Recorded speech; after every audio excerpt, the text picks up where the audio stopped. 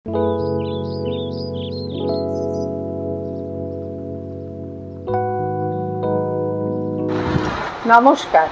আমি ডক্টর পাপড়ি রায় সেনগুপ্ত। আমি কাঁচরাপাড়ায় প্রায় 30 বছর ধরে প্র্যাকটিস করছি। এখন গরম পড়া শুরু হয়ে গেছে। আজকে আমরা এই গরমেরই কমন একটা অসুস্থতা সামার ডায়রিয়া নিয়ে কিছু কথা জানব। সামার ডায়রিয়া হওয়ার অনেক কারণ, কিন্তু এর প্রধান কারণ হচ্ছে ফুড পয়জনিং। এখন এই প্রচণ্ড গরমে মশা মাছির সাথে সাথে ব্যাকটেরিয়া, প্যারাসাইট, ভাইরাস এরাও কিন্তু অনেক বেশি সক্রিয় হয়ে উঠছে।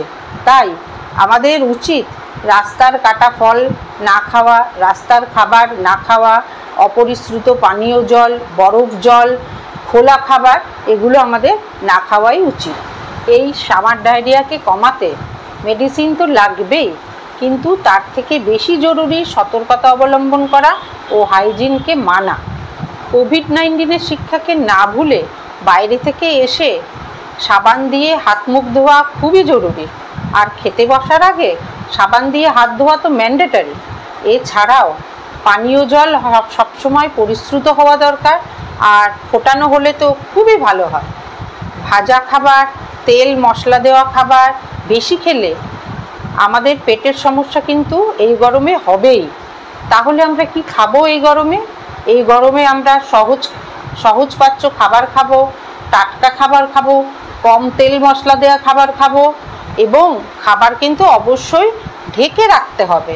এছাড়াও বেশি করে ফ্লুইড খেতে হবে, বেশি করে পানীয় জল খেতে হবে, বা ওআরএস খেতে হবে, বা নুন চিনির জল খেতে হবে। আমি 3টে হোমিওপ্যাথি মেডিসিনের নাম বলছি, এগুলো আপনারা বাড়িতে রাখতেই পারেন এবং গরমের পেটের সমস্যায় ব্যবহার করতে পারেন অবশ্যই। সিমটম অনুযায়ী ব্রায়োনিয়া, ফসফরাস এবং পোডোফাইলাম। নিচের ডেসক্রিপশন বক্সে আমি সিমটমগুলো বলে দিচ্ছি। আবারও বলছি, আপনারা সম্পূর্ণভাবে কিন্তু নিজেরা চিকিৎসা করবেন না।